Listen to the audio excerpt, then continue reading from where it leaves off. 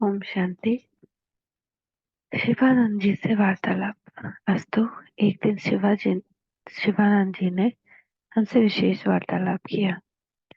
उन्होंने यज्ञ पिता का कुशल समाचार पूछा और कहा कि सचमुच उनका यह कमाल है कि उन्होंने इतनी माताओं कन्याओं का ऐसा उच्च जीवन बनाया। फिर वो बोले, क्या आप यज्ञवत्सों में लड़ाई झगड़ा नहीं होता? हमने कहा, नहीं, हमें शिक्षा ही यह मिलती है कि आत्मिक दृष्टि को अपनाना है, दिव्य गुण धारण करना है और गुण ग्राहक बनना है। तो सभी ईश्वरीय कुल के सदस्य की तरह यज्ञ पिता हैं, यज्ञ माता हैं और हम उनके धर्म के बच्चे हैं। हम सभी प्रेम से रहते हैं।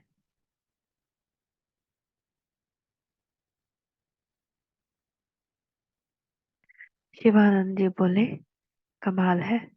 मैंने तो यहाँ बहुत यत्न किया है कि माताएं भी यहाँ आध्यात्मिक लाभ उठाएं। मैंने उनके लिए अलग व्यवस्था भी की, परंतु 3-4 बार कोशिश करने पर भी मेरा यह प्रयत्न सफल नहीं हुआ, क्योंकि वे आपस में झगड़ पड़ती हैं। आप 250-300 माताएं कन्या एक साथ ही 14 वर्ष तक इकट्ठी रही हैं। यह एक बहुत बड़ी बात है। दादा ने यह बहुत अद्भुत और सराहनीय कार्य किया है।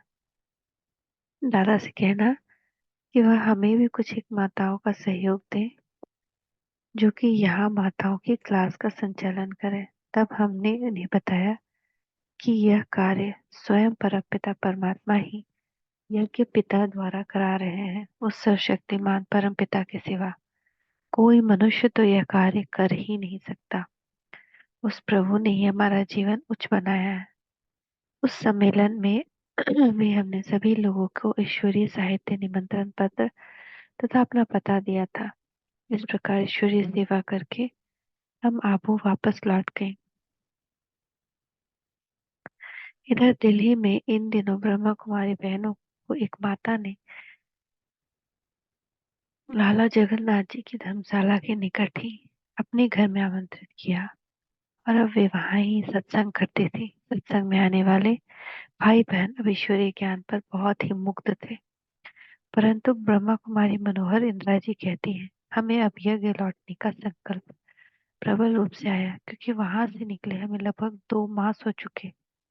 जब हमारे लौटने की घड़ी आई, तब सत्संग में आने वाले भाई बहनों का मन यह सोचकर बहुत उदास हो गया कि अब हमें यह ज्ञान सुनने का अवसर नहीं मिलेगा।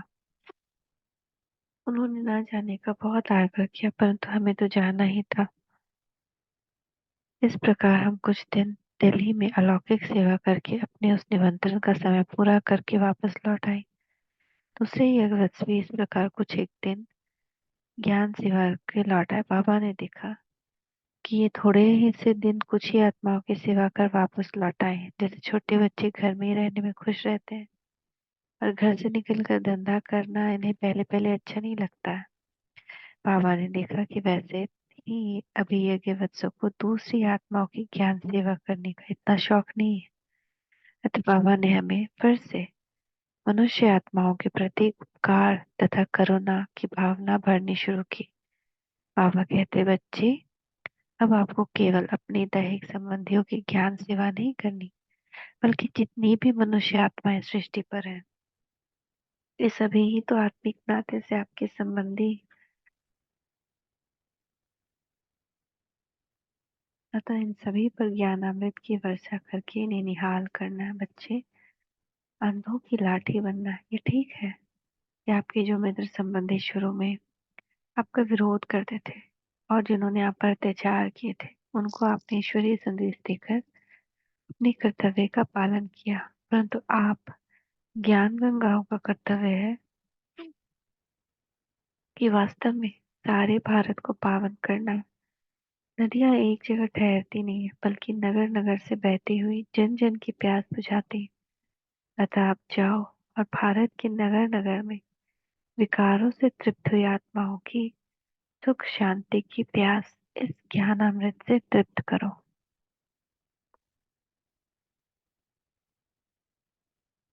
तो बाबा के इन जोरदार महावाक्यों को सुनकर हम कुछ दैवी बहनों ने बैठकर ईश्वरीय सेवा की योजना बनाई। बाबा का विशेष ध्यान भारत की राजधानी अर्थात दिल्ली पर था। बाबा कहते, यहाँ से ही सतयुगी राज्य की कलम लगनी है। इसी बीच दिल्ली के कुछ एक बहनों तथा भाइयों ने, जो कि वहाँ हमारे सत्संग आया करते थे, यज्ञ माता और यज्ञ पिता को एक पत्र लिखा कि हम ज्ञान अमृत के बिना तड़प रहे हैं और ब्रह्मा कुमारी बहनें हमें छोड़कर वापस आपके पास आ गई। मैंने बाबा से अनुनय किया कि ब्रह्मा कुमारी बहनों को वापस ज्ञान अमृत की वर्षा करने के लिए भेजा जाए। अतः बाबा ने हमें फिर से जाने के लिए प्रेरित किया।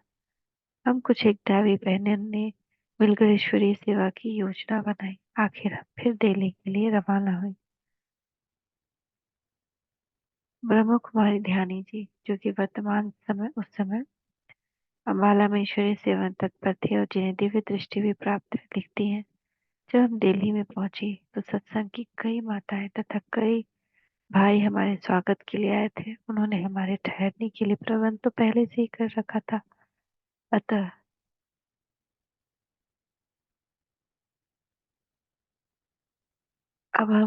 अब फिर से हमने ईश्वरीय ज्ञान की क्लास प्रातः तथा सायकाल प्रारंभ कर दी और दिल्ली के कई क्षेत्रों में तथा थियोसॉफिकल सोसाइटी आदि आदि धार्मिक स्थानों पर हमारे प्रवचन भी समय समय पर होते रहे। कुंभ के मेले पर एक और ज्ञान गंगा, दूसरी ओर जल गंगा। उन्हीं दिनों हमें इलाहाबाद के कुंभ के मेले पर जाने का भी निमंत्रण मिला था। जो दैवी बहनें कलकत्ता में गई हुई थी, उनके सत्संग में आने वाले किसी जिज्ञासु ने वहां ब्रह्म कुमारी बहनों के लिए व्यवस्था करा दी थी। दिल्ली में भी बहनों के संपर्क में एक शास्त्री जी आए थे। उन्होंने भी वहां इलाहाबाद में पधार कर भाषण करने के लिए निमंत्रण दिया था। अतः पापा ने बहुत सी बहनों को कुंभ के मेले पर आत्माओं की ज्ञान सेवा के लिए भेजा था। ब्रह्म कुमारी ब्रिशांता जी, जो कि पूना सेवा केंद्र ईश्वरीय ज्ञान तथा योग की शिक्षा देती है, लिखती है कि उस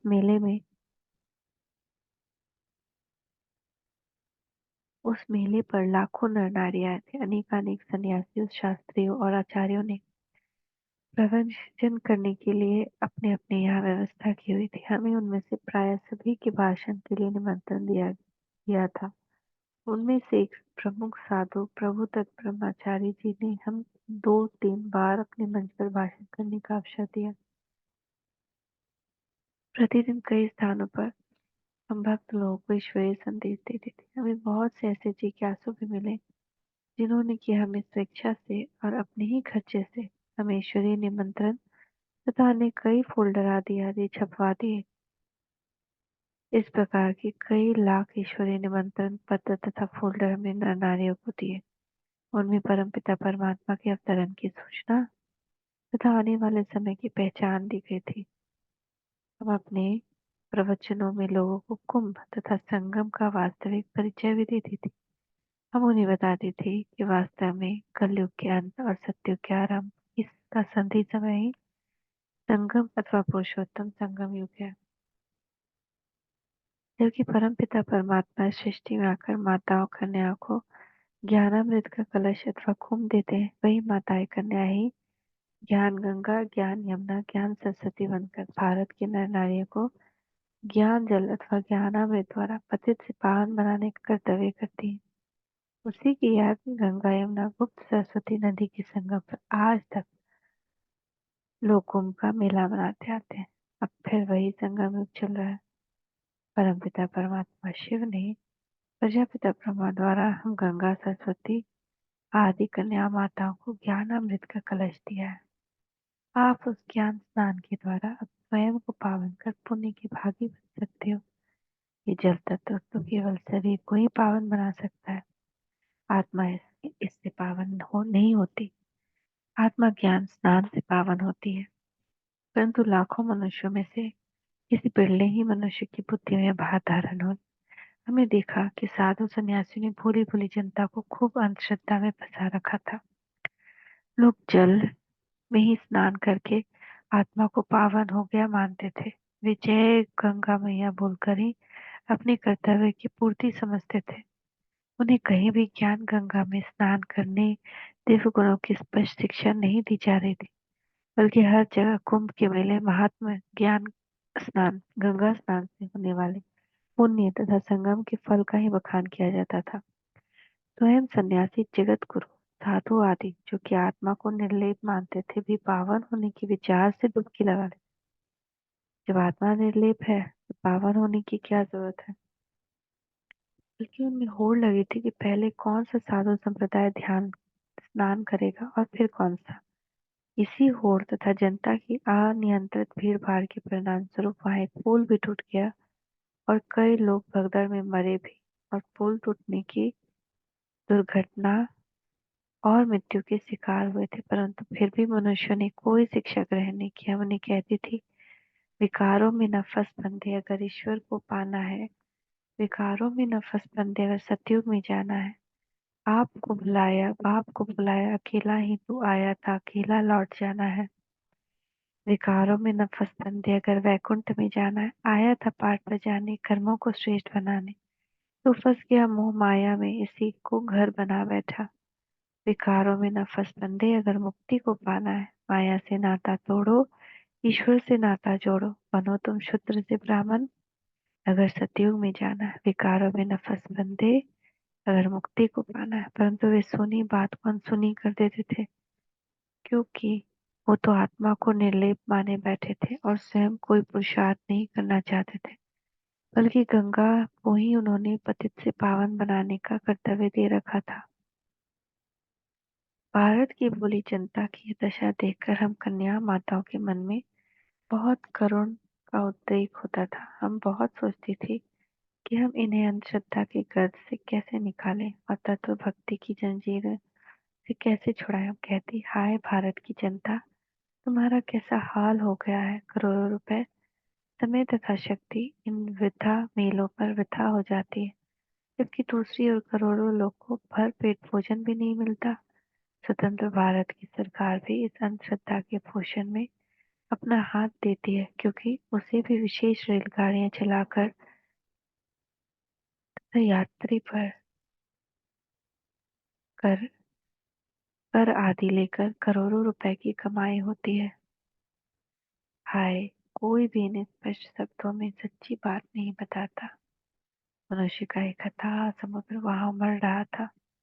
कुछ ही दिनों में लोग लौट गए। यात्रा के कष्ट झेल धन खर्च करके वे लोग आए थे, परंतु उन्होंने प्राप्त क्या किया। हमारे मन में बहुत दया थी कि हम कन्या माता ही अब भारत की जन जन की अथक ज्ञान सेवा करेंगी। इस प्रकार लोगों के संपर्क में आने से हमें इस संसार की हालत का और अच्छी तरह पता लगा। हमने अनुभव किया कि सचमुच आज दुनिया की ऐसी हालत हो गई है, और आज इंसान अंधश्रद्धा, तत्व पूजा और गुरुडम की जंजीरों में ऐसी बुरी तरह जकड़ चुका है कि उसे इनसे मुक्त करना किसी मनुष्य की सामर्थ्य से बाहर है। स्वयं सर्वशक्तिमान परमपिता ही इन्हें अज्ञान की गहरी नींद से जगा सकते हैं। सचमुच परमपिता परमात्मा का इस समय जो अवतरण हुआ है वह बिल्कुल ठीक समय पर हुआ है। अतः में शब्द ही आते हैं, धर्मों के बाजार में है धर्म खो गया, गुरुओं की भरमार में है ज्ञान खो गया, सुख दुख की दौड़ हौड़ में है सुख खो गया, निराश और अनाथ बन मनुष्य रो रहा, प्राण प्राण में दुखों की लग रही अगन, फिर से जग में आए हैं शिव पतित पावन। आ गए हैं साधु संतों साधुओं को तारने, आ गए हैं भक्त जन के दुख निवारने, आ गए हैं पापियों को फिर उद्धारने, आ गए हैं बिगड़े भाग्य संवारने। आ गई प्रभात करती रात का हरण, फिर से जग में आए हैं शिव पतित पावन।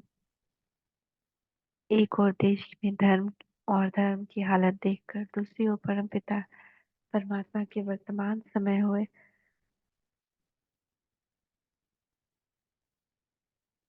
दिव्य अवतरण को जानते हुए हम वहाँ सभी मनुष्य आत्माओं को स्नेह से और उनकी शुभ चिंतिका होकर कहती थी, उठो अब रात बीत चली प्रभात देख लो, उठो कंगाल सिर पे अपना दोहरा ताज लो, युगों की आश मन की मानी आज तृप्ति लो, मनुष्य सारे बंधनों से आज मुक्ति लो, भगवान आ गए हैं करने आस को पूरन, फिर से जग में आ गए हैं शिव पतित पावन। ये वक्त की पुकार है पवित्र अब रहो, ये जिंदगी का सार है शिव के हो रहो। विष का लेन देन आज अब ही छोड़ दो, अंत का ये काल अब तो राह मोड़ दो। बढ़ते आ रहे महामृत्यु के चरण, फिर से जग में आ गए हैं शिव पतित पावन। वे हमारे इस ईश्वरीय संदेश पर ध्यान नहीं देते थे, क्योंकि वे तो गंगा जल में डुबकी लगाने से ही पावन होने की आशा लिए बैठे थे। फिर भी हम अपना कर्तव्य पालन करने के लिए लोगों को कहती रहती, तुम्हें पावन बनाने को स्वयं भगवान आए हैं। उठो अब नींद को त्यागो, जगाने आ जाए हैं। भागीरथ ब्रह्मा के तन में वे देते ज्ञान है उज्ज्वल। नहा लो ज्ञान गंगा में, यही संदेश लाए हैं। तुम्हें पावन बनाने स्वयं भगवान आए हैं। उठो अब नींद को त्यागो, जगाने आ जाए हैं। अब दिल्ली में तो एक ईश्वरीय सेवा केंद्र कमला नगर में स्थापित हो ही गया था। इधर जो ब्रह्मा कुमारी बहनें इलाहाबाद गई थी, उन्होंने वहां कानपुर में आकर ईश्वरीय ज्ञान की शिक्षा देने के लिए निमंत्रण मिला था। कानपुर में जब उस निमंत्रण पर जाना हुआ तो वहां एक प्रसिद्ध व्यक्ति बाबू हरविलास राय के संपर्क में आए। वह वहां के एक उद्योगपति थे। विभिन्न धार्मिक संस्थाओं जैसे कि आर्य समाज, गुरुद्वारों की प्रबंधक कमेटी, आहलूवालिया बिरादरी आदि आदि कमेटी के मान्य सदस्य सह प्रधान भी रह चुके थे। और उनके यहाँ प्राय साधु संत आकर प्रवचन करते तथा ठहरा करते थे। उनकी धर्म पत्नी ने तथा उन्होंने इस ईश्वरीय ज्ञान को समझा और अपने ही विशाल बंगले का एक भाग इस ईश्वरीय सेवा बहनों को रहने के लिए दिया। अतः वहां भी एक ईश्वरीय सेवा केंद्र खुल गया। उससे कुछ ही समय पहले लखनऊ में भी ब्रह्मा कुमारी हृदय मोहिनी जी तथा ब्रह्मा कुमारी शांतामणि जी वहां के लोगों के निमंत्रण पर ज्ञान सेवार्थ गई थी, और वहां भी ईश्वरीय सेवा केंद्र स्थापित हो चुका था। इस प्रकार अब लोगों के निमंत्रण पर स्थायी सेवा केंद्र स्थापित होते गए, और जनता की स्वेच्छा से आपसी आर्थिक सहयोग से उन सेवा केंद्रों को कायम रखकर प्रतिदिन प्रातः और सायंकाल ईश्वरीय ज्ञान तथा सहज राजयोग से लाभ उठाने लगी। शीघ्र ही गुड़गांव, मेरठ, सहारनपुर आदि आदि में भी वहाँ के लोगों के निमंत्रणों पर ईश्वरीय सेवा केंद्र खुल गए। लखनऊ और कानपुर में भी जिज्ञासुओं की संख्या बढ़ने लगी। सभी स्थानों पर अच्छे अच्छे कुलों के लोग ईश्वरीय ज्ञान से लाभ उठाने लगे। जो भी जिज्ञासु आते थे, उनसे एक परिचय पत्र अथवा प्रश्न पत्र भी भराया जाता था, ताकि उन्हें भी मालूम हो सके कि वे किस उद्देश्य से यहाँ हैं और उन्हें क्या प्राप्ति होगी। उन द्वारा लिखे गए उत्तरों को लेकर उन्हें आध्यात्मिक ज्ञान स्पष्ट रूप से समझाया जाता था। शांति। ओम शांति। ओम शांति।